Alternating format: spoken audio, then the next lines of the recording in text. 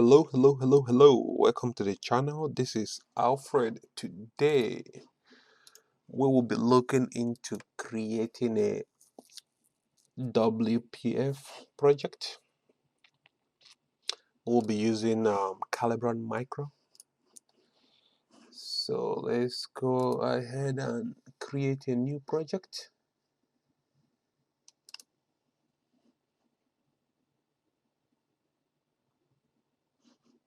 WPF. So let's call this hello with WPF.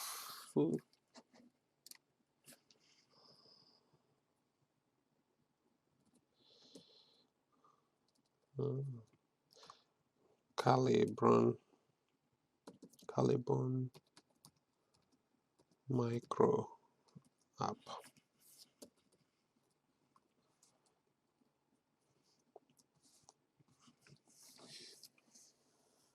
Next.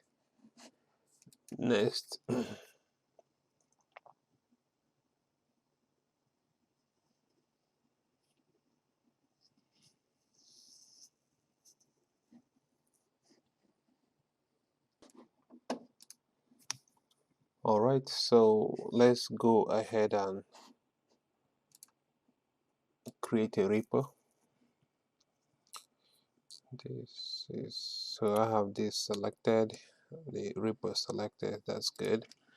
Caliburn.Micro app.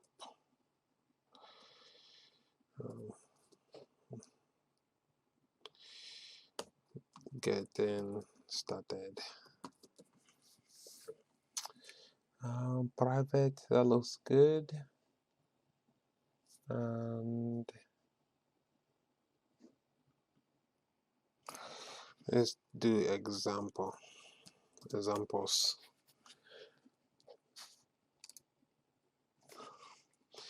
Create and push.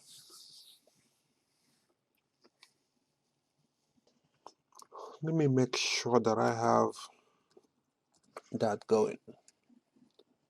So if I go here, I probably need to push it.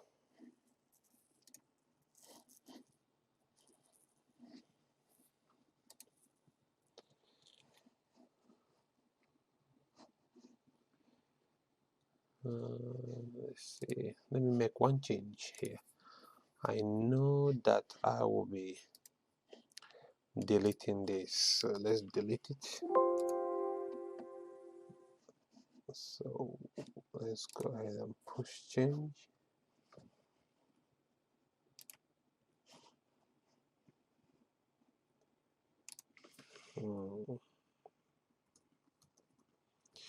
Started here, push all.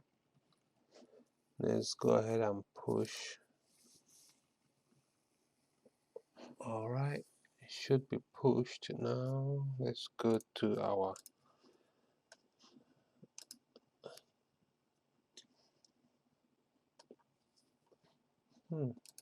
should be there. All right, here we go.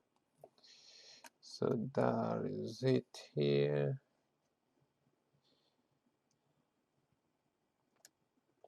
Let me not worry about adding a readme for now. So we know that we are on our repository, so that's good. So next thing we want to do is, let's go to app, the settings. So we want to delete this as well. And if we come to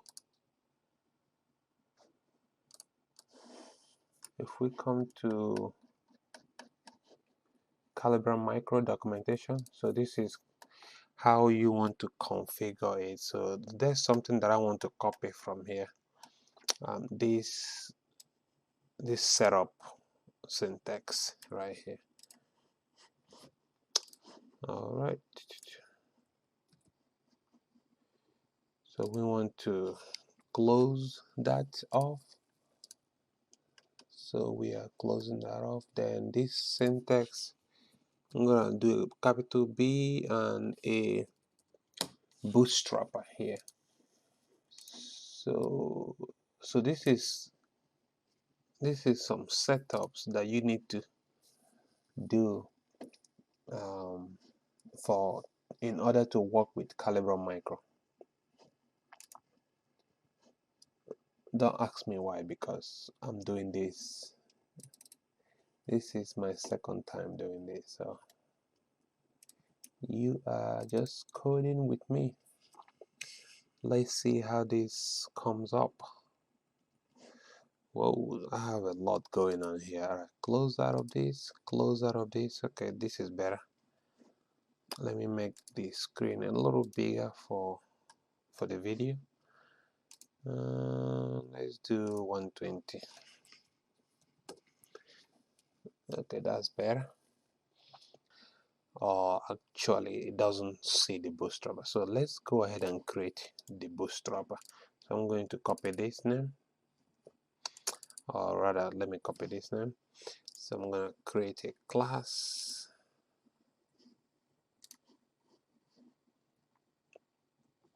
So everything that I'm doing is literally in the configuration page of Caliburn.Micro. So this is me trying to use their CTR. So now I want to create a class to initialize the bootstrapper. I believe I need to do initialize, so it doesn't recognize it. This is because I am not in here. Let me inherit property change.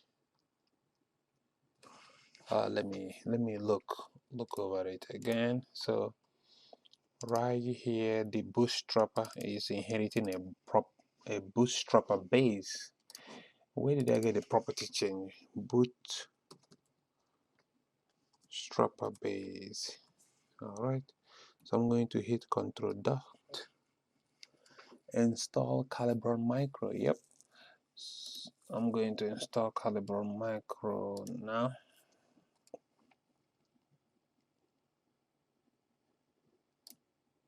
Alright, here we go. So now we can say initialize, and next thing we want to say is I think it's protected override void on startup. So here we actually shift delete. Here we actually, I need help here. Let me, alright, so we have, this is, oh,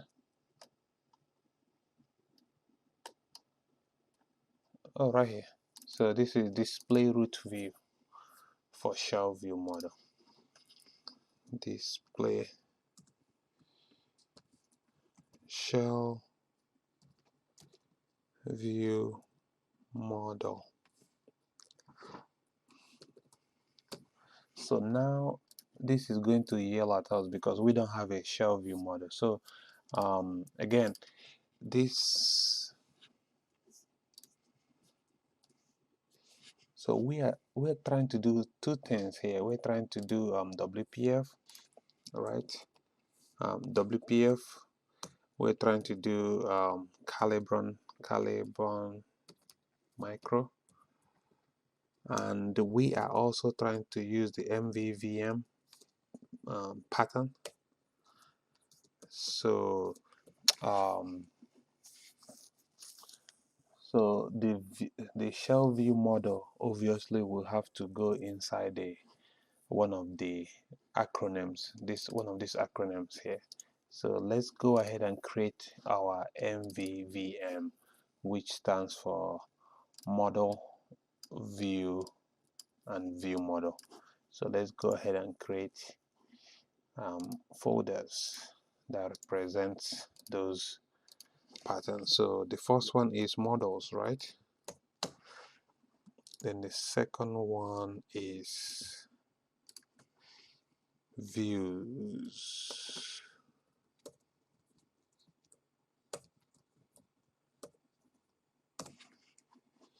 And the third one is view models. View models. Alright, so view models is code behind your views, and the model is basically your data. So now that we want to fix this error here, so we want to create a shell view model class here. Class, that looks good. Shell view model, yeah, that looks good. So now the code knows to start here. All right, so and so now if we go back to Bootstrapper, we can control dot and we can be able to add the view models here, and everyone will be happy with this class. So now this class is happy. Let's close out.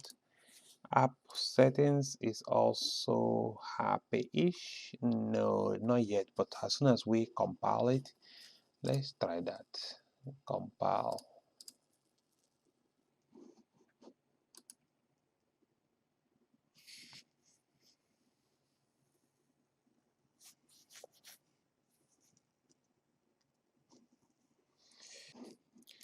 Okay, so now it runs. So when you run it, it shows, cannot find the view for the view model. See, magic. So the naming convention, something about the naming convention, according to Caliburn.Micro documentation, when the naming convention is right, is properly named, it just works. It works great. So so now let's go ahead and create our control. Let's use a user control here, and let's call it our shell view.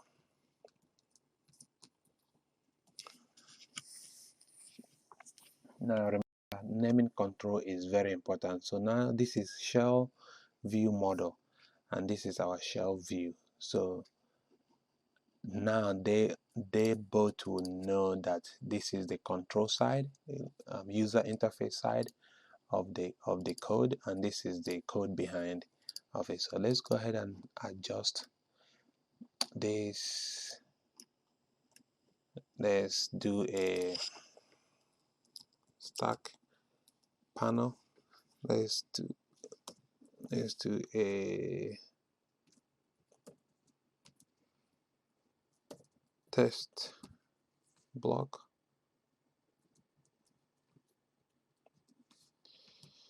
Content,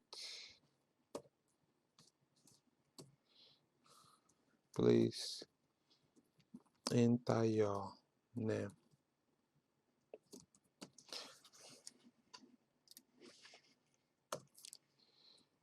Let's do a text box.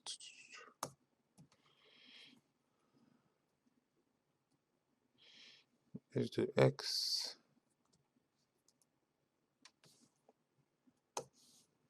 Do name.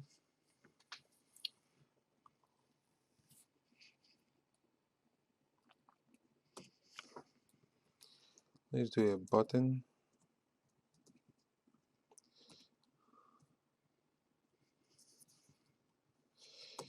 Then say hello.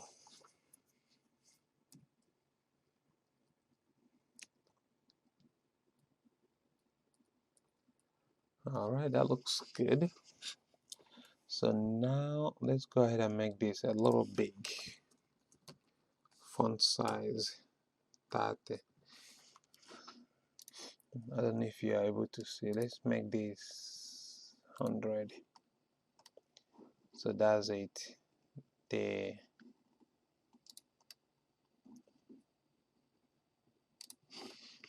Let's go ahead and say content, click me.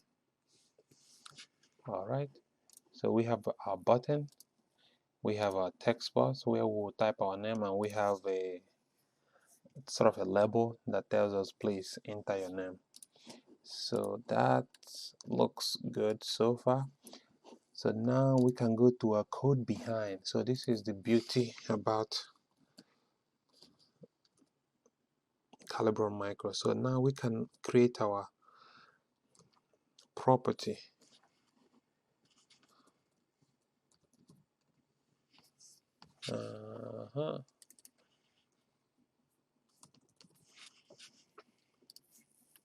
So on this set, we want to set it. When do we want to set it? We want to set it whenever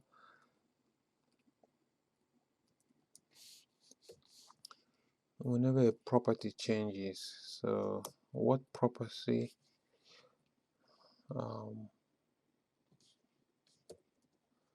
we want to notify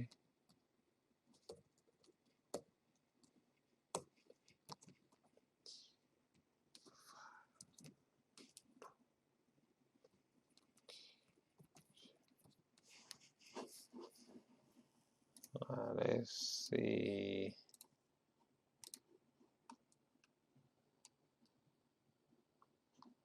Yeah, right here. Say no. So I believe we need to inherit property change base, I believe, using Caliburn.Micro. Yep. So now we can use the base name.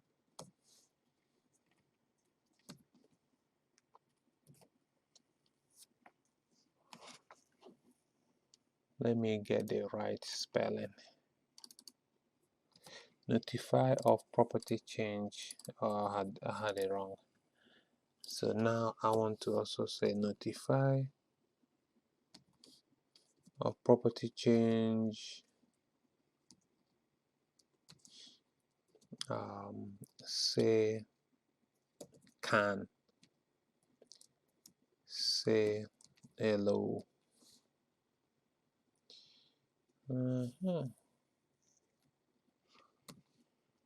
So now what is that can say hello? So that will be a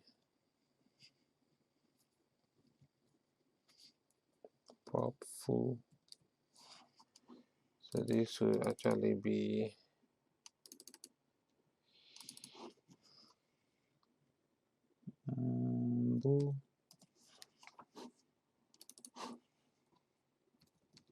can say hello. That's how I had it named here, right? Can say hello. Okay. Let me check how they have it here. Can say hello. Public can say hello. Alright, so let's go ahead and let's skip the standard here. Can say hello, and let's skip to the standard of syntax standard. Alright, that looks good. Now we want to say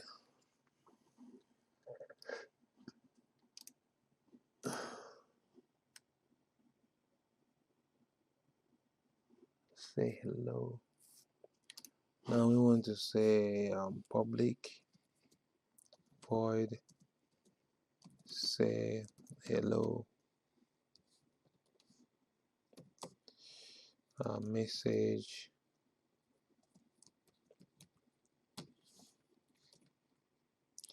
on control dot Windows. Want to say show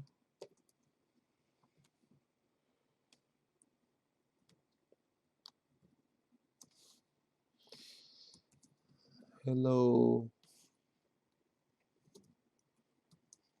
name.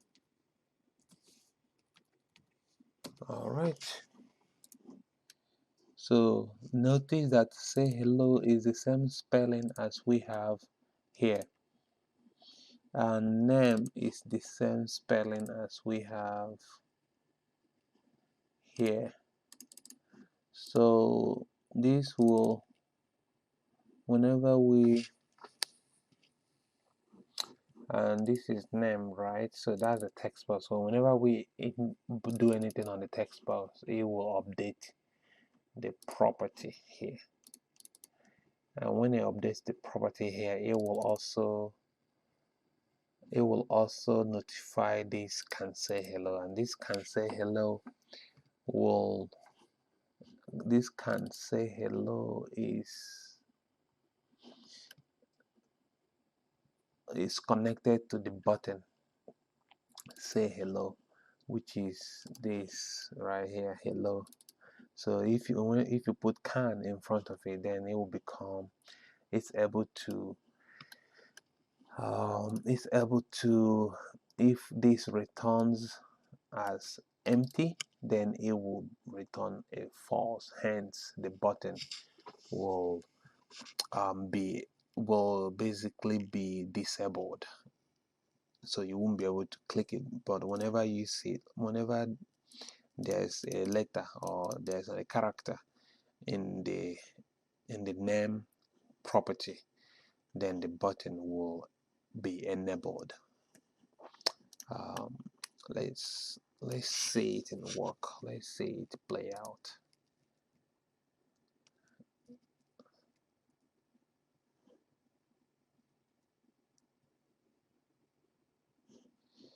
All right, let's make this a little bigger. So now, oh yeah, it's working already. I don't know why I'm surprised. So the button is disabled right now, but as soon as we start typing something, it becomes enabled, and we can click, and it say hello as, I don't know who as is. So let's say Alfred. Yeah, say hello Alfred. Pretty cool, right? This is awesome. So that's pretty much what I have today, but I think I'm gonna do more with this Caliburn.Micro and WPF and MVVM. So we'll see. We will see. All right, that's all I have for today. I hope you enjoyed coding with Alfred. I will talk to you later. Bye bye.